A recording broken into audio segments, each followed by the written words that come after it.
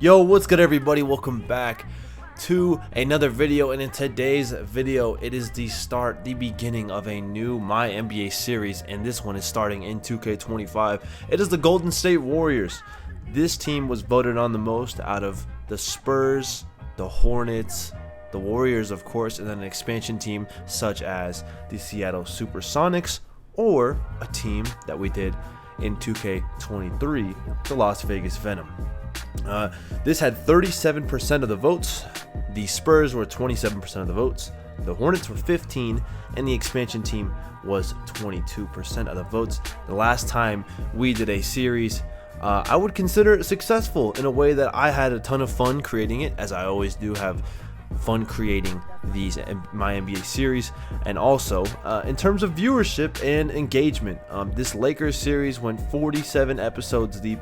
Unfortunately I wasn't able to finish it. I don't know why, I just never got around to finishing it, but that was very successful. We had a Bulls one go about 28-29 episodes as well. So thank you everybody for the support on that one. But we're doing the Golden State Warriors. This team is in an interesting, very interesting just place, right? 36 years old.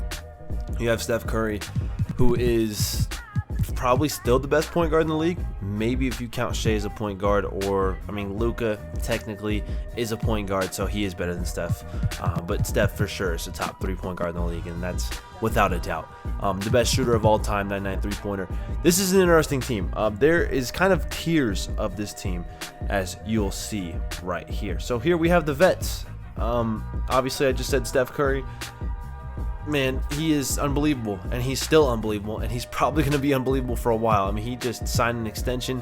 He's got 3 years left on his contract, $177 million. So he's going to be here for a while, which I like to see. Draymond Green, he is the second longest running mate now that Klay Thompson is gone, and with the Mavericks he left over the offseason. Had a great year from outside, had a great year from really all areas.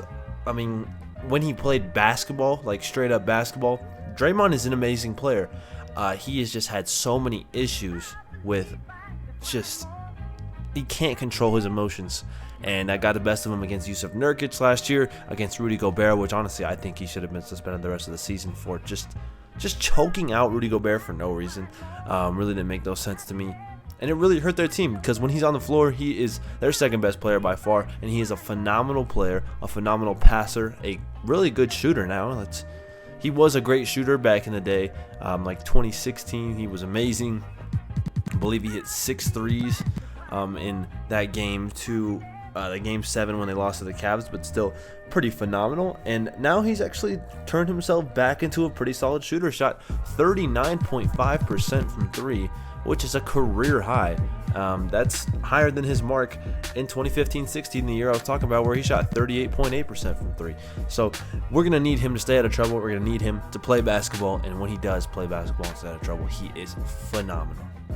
Now the second player, or the third player, is a guy who is kind of in a rocky place, but he's been here a while, and he has transformed his game from somebody who's going to have the ball in his hands a little creative at 6'9", to somebody who had few hip surgeries, I believe.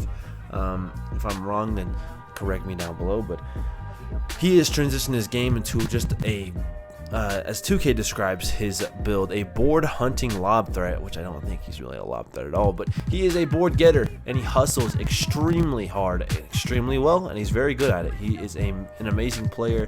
He's got 1 year left on his contract, $8 million. We'll see how he plays this one out. And then you could swap this guy out with Andrew Wiggins, but I chose Gary Payton II. He's more of that veteran type of guy, I feel like, compared to Wiggins, who's 29, but really hasn't played here a ton. And Gary Payton, was a solid 3-point shooter, had a pretty solid year from outside, 36.4%. It's pretty good. He's a great defender. He hustles very hard on the offensive rebounds. He's got great hands as well. There's really not much more you can ask for him. He knows his role very well. He doesn't like to shoot the ball because he's got other people to do that for him, such as Steph Curry. And it used to be Klay Thompson. I had a yawn there real quick, but that's the vet tier. Getting to this next tier, It's the youngins.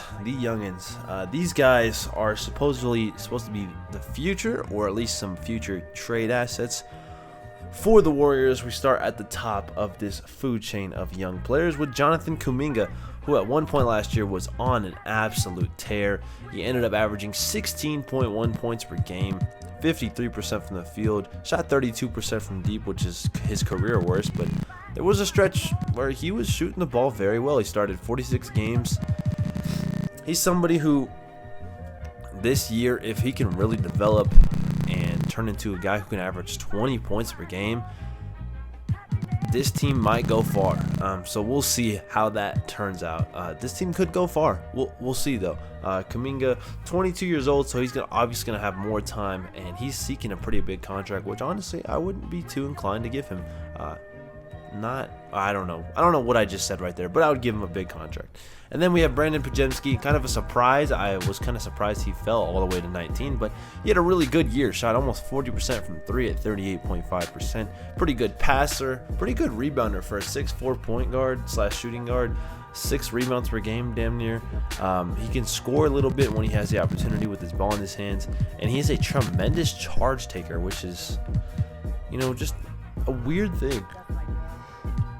A very weird thing for a guard to be tremendous at taking charges, but I guess Jalen Brunson and also Kyle Lowry, those guys are very good at taking charges. I wonder what his tendency is for taking charges. It's a 70, which is it's okay. I feel like it should be higher. Next up in this young category, a guy who really should get more playing time in real life, and I feel like if he did, his numbers would be a lot better than they are now. It's Moses Moody, the 14th pick in the draft in 2021.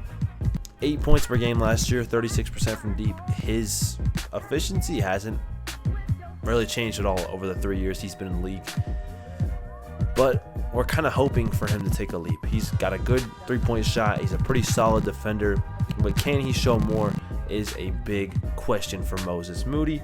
And the last guy we have in this young tier is Trayce Jackson-Davis, a seasoned vet in terms of basketball, but not in the NBA. He played a lot in college for Indiana, was very good at Indiana, and last year he showed off, some of those skills he developed at Indiana. 8 points per game, 5 rebounds per game, an assist, half a steal per game, 1.1 blocks, shot 70% from the field, which is very impressive.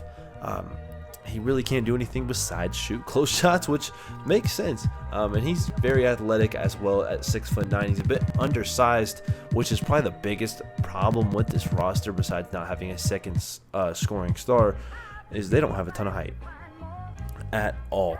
And that kind of brings us into our next tier and our final tier. We got Andrew Wiggins. This is the middleman.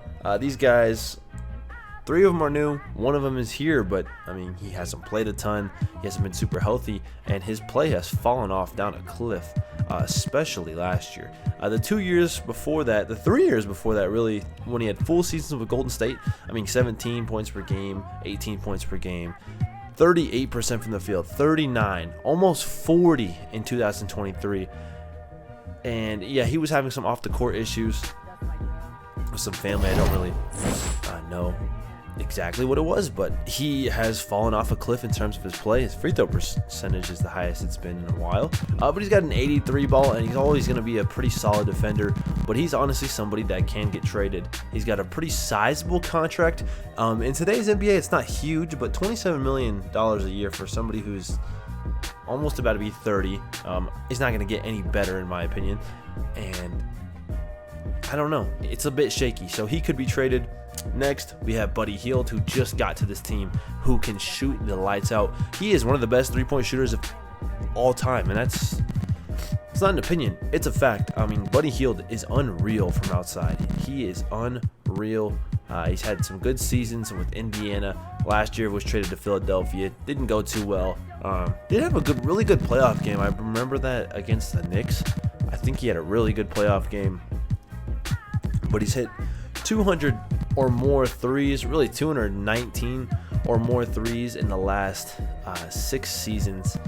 The first 2 seasons of his career didn't hit 200 threes, but he's been phenomenal as a three-point shooter, and really replacing that three-point shooting that we thought Klay Thompson was going to bring this team.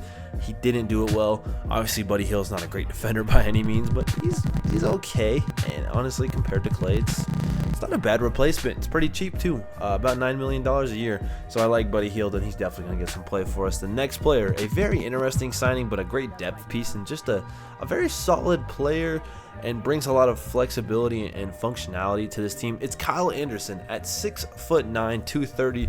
That jump shot is incredibly slow. It's not very good either. That's pretty apparent. But Kyle Anderson does a lot of things well that isn't shooting the basketball. He's a pretty good passer, especially for a 6'9" guy. He's very smart. He's a good defender. Like, you can put him on a lot of guys, and he will give them problems. He has a very wide wingspan. He's going to disrupt plays. I like Kyle Anderson. He's a very solid player, especially on this team. But yet again, he's tied for the tallest player on this team, and he's not going to play center for us, but he could. So maybe that's something Steve Kerr will throw out with this team. And lastly, I'm going to be talking about another new player, but a great signing in my opinion. I think this was an underrated player that was out there in free agency. It's D'Anthony Melton. $12 million a year. He's a 78 overall. D'Anthony Melton has incredible hands defensively, and he likes to stay in front of his man and do a good job, but he can also pick your pocket and go the other way very quickly, and he can knock down that three ball at a high level, which is something I like to see from D'Anthony Melton this season. He's 26 years old. I feel like he's been in the NBA for a while, but he's only 26 years old. No idea how no other team tried to swoop in and take him for really only $12 million this year. He missed a lot of time though last year with the Sixers with a back injury, I believe that's what it was. But D'Anthony Melton's a phenomenal player, and we're going to have to find a way to get him into this lineup with a ton of guard play. But I think it's possible. I really do think it's possible, and hopefully we can do it. So those are the three tiers of our players. The rest of this roster, Lindy Waters III. Shout out to that girl on TikTok who, for some reason, shouted out Lindy Waters III or something. He shot 43% from three last year, so he's got an 85 three ball. Somebody who can space the floor if any injuries happen. Guy Santos, he's been here for a little while. He finally got some play last year. He played pretty solidly. I mean, almost 50, 40, 90. Probably didn't play that many games, but he played 23 games. That's pretty good efficiency, but he's always been very good in their G League. And Pat Spencer, another G League guy who got some play last year. No real plans for him at all. I think he's a lacrosse player, or he was a lacrosse player, like the greatest lacrosse player in college history or something like that. But looking at this team, there's obviously some stuff we need to address. We need a center, like a 7-footer. Now, whether this be in free agency, I don't know. We'll see. Patrick Beverley's out there. Markelle Fultz still unsigned in real life, which is a bit crazy to me, but honestly, he's not an amazing NBA player. He has shown flashes of being one, but a guard that can't shoot the ball. He's a good defender, and he's pretty athletic, which helps him inside, but not phenomenal. JaVale McGee, somebody we can look at, but man, none of this is looking good at all. Gordon Hayward, I'm pretty sure he just retired. I think so, which makes sense because, man, it's just pretty big fall off after that injury. Suffered an opening day in 2017, I believe that's what that was. But this team, we need a 7-footer. We definitely need a 7-footer. So hopefully we can find that via trade. And in this trade, I mean, I like the signing of Lindy Waters, but does it really make any sense? No. But Andrew Wiggins, I think, is the guy, as my dog is whining, but I should probably hang out with him. Andrew Wiggins is probably the guy I think is the odd man out in this scenario. We have Kyle Anderson. He doesn't bring the same skill set as Andrew Wiggins, but Kuminga's probably going to be at the 3 for us.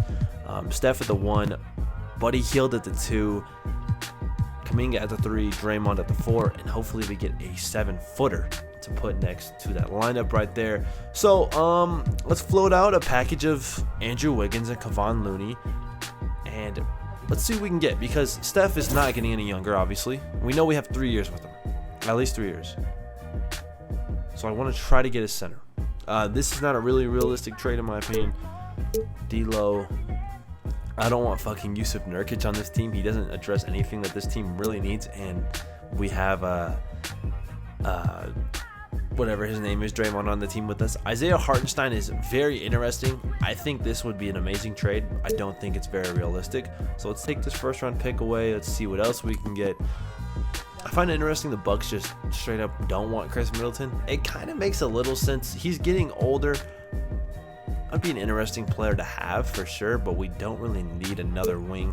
Like I said, the biggest problem with this team is the center.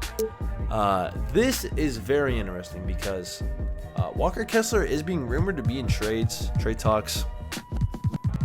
I don't know.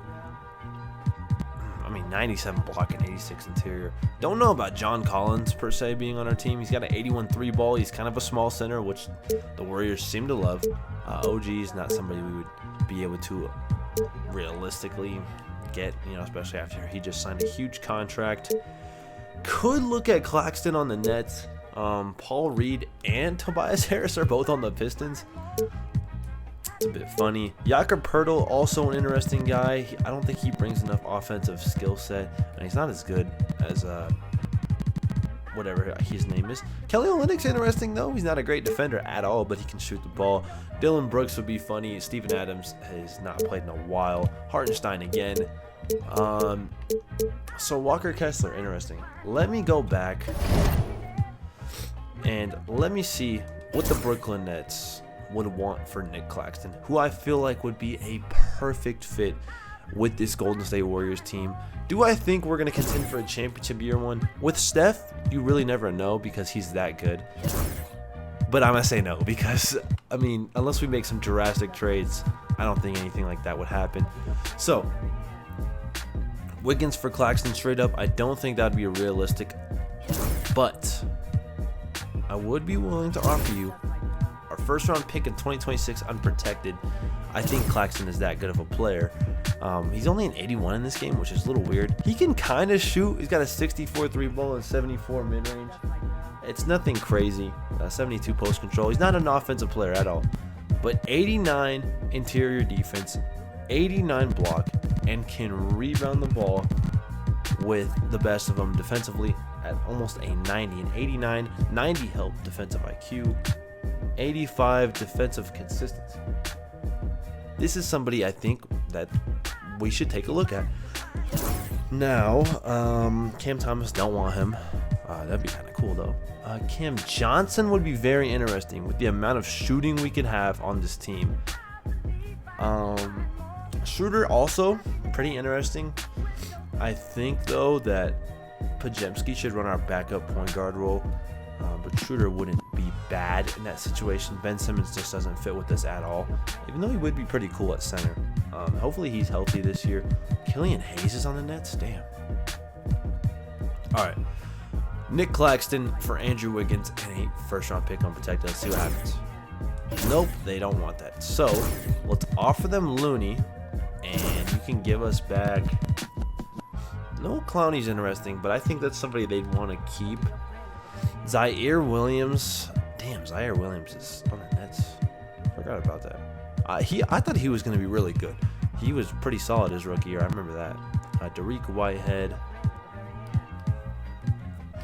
Team looking a little bleak. How about Shake Milton? Okay. So big trade.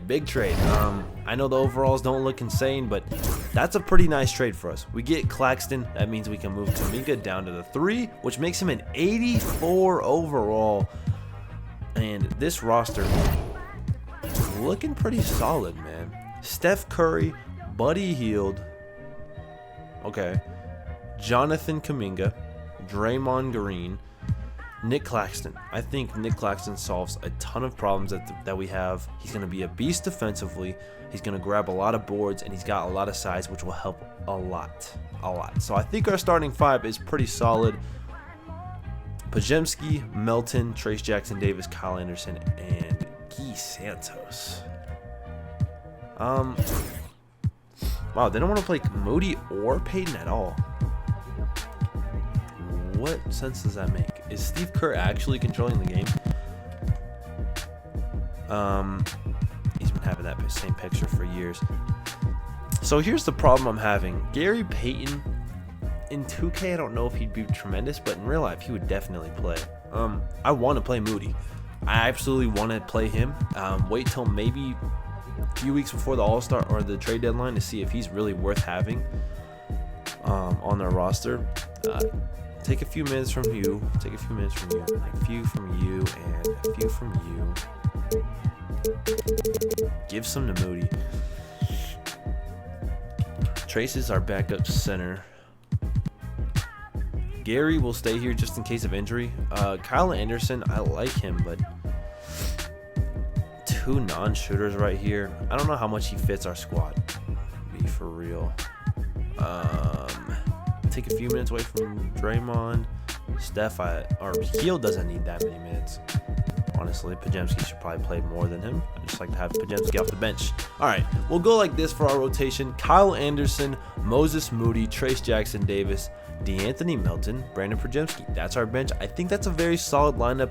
We might need to bring on some more scoring. But we've got a pretty solid group of defenders. And then our starting lineup, Steph Curry, Buddy Hield, shooters. This is the best shooting backcourt in the NBA by far. It's not even close. Kuminga, young, versatile, 6'7", incredibly fast, incredible leaper. The three ball is coming along. His midi is a little, something. 68 ball handle, I feel like is pretty insane. Pretty good defensive stats, 73, 73. What is his potential? That's what I like to see. Draymond Green, we all know who Draymond Green is. I think he's going to be very good this year. And then Nick Claxton, I think is a tremendous trade for us. So, this is our lineup. I don't want to make a ton of trades and just scramble around the team and everything like that. So, I don't think we're going to play these group of games. I think we want to play this Celtics game right here. Drew Holiday, Derek White, Jaylen Brown, Jason Tatum. This team's a bit insane, man. And they signed Lonnie Walker, man. He's only a 74 overall. I feel like that's a bit low. Didn't get the Lakers tax that he usually gets. But I want to play this Celtics team, so why not? Let's just simcast these first few games. He want to give us Khalil Ware. I'm good on that. First game of the season, it is on the road in Portland. And this Portland team should not beat us, but they are doing a pretty well job, and then we pull away at the last moment. Excuse me for that. 33 points for Steph Curry, 3 rebounds, 3 assists, 4 of 7 from deep.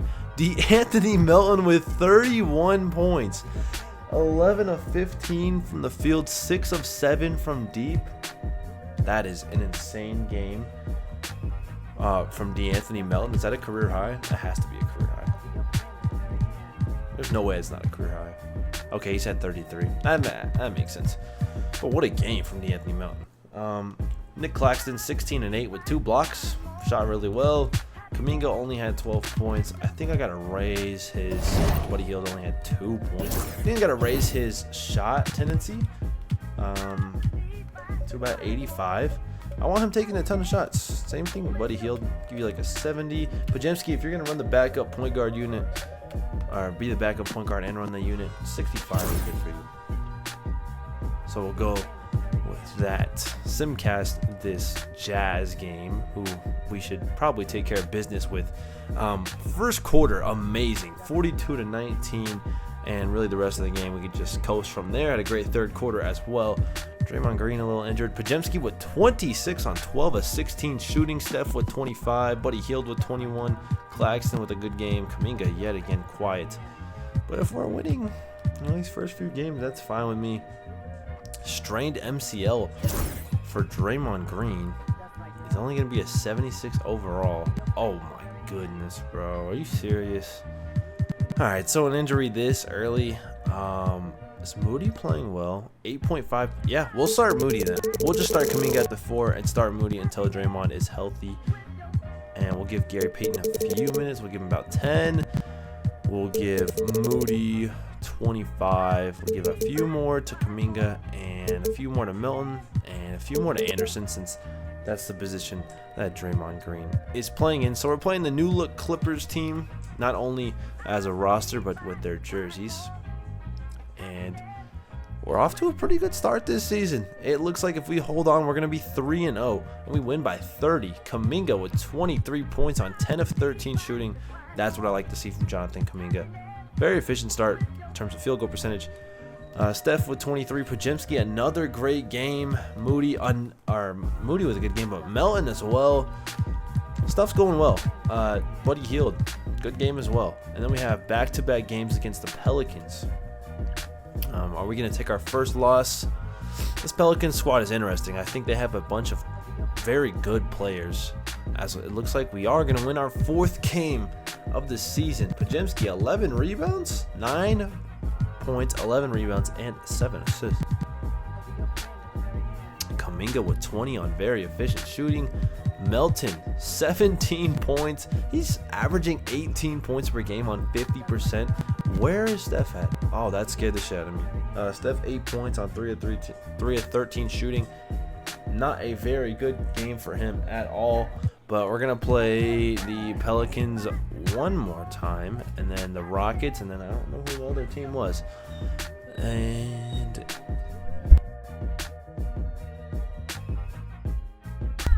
we're going to take care of business again. Win by 30 again. 29 from Steph, 18 from Hield. Podziemski, another good game. Kuminga, Melton. These guys are playing very well right now. I don't want to. We're probably going to lose this Rockets game now that I don't simcast it. Yeah, we lost by 20. And we lost to the Wizards. We dropped 75 points to the Wizards. Brogdon's on the Wizards? Oh, he got traded for Denny. Okay. What a weird team. And what a bad game from us. 75 points. Everybody was terrible. Podziemski, 2 of 15. We missed 50 shots on the money. 50. Lost to the Rockets. So we head into this Celtics game, which will be saved for next episode at 5-2, which should be pretty good for the Western Conference standings. Let's take a look at how this season to start off. Shea, Brunson, Trae Young, Luka, Anthony Edwards. There's a lot of people averaging 30. A lot. Booker off to a great start as well. Let's take a look at our team. Our stats thus far. Steph, D'Anthony Melton's averaging, oh, that's per 36. View regular stats. View per game stats. 20 points per game for Steph. Just a multitude of other guys scoring. So did I look at that wrong? For the league lead? Okay, it's not what I'm trying to do. Oh yeah, I did look at that wrong. Shea's still averaging 38 points per game though. Kind of crazy. But yeah, that's the episode. It's a bit of a long one, but I hope you guys enjoyed, and hopefully we beat the Celtics next episode. And yeah, comment, what you guys want to see, some input on the series, different things you want me to see, maybe some trades you want to see, just little stuff. Just engage. Hope you guys enjoyed. Peace.